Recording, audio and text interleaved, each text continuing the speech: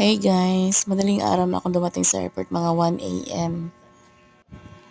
Kaya ang ginawa ko, dito lang ako napalipas ng ng gabi hanggang sa umaga na ako umalis. Kasi nakakatakot bumiyahe pagka madaling araw. Alam niyo na ang sitwasyon ngayon sa Maynila.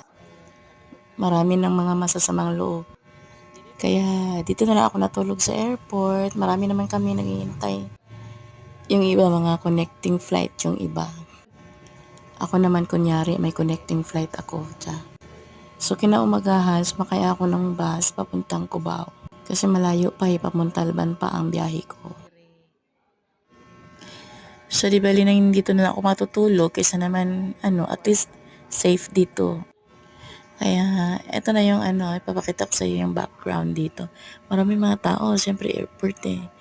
Akala ko talaga noon walang katao-tao pagka madaling araw. So ayan. Yan, natutulog pa nga yung iba.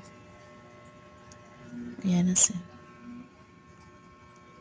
Outdoor, mangita ko kuan, charging station. Kay hapit na ko malubat. Okay, bye.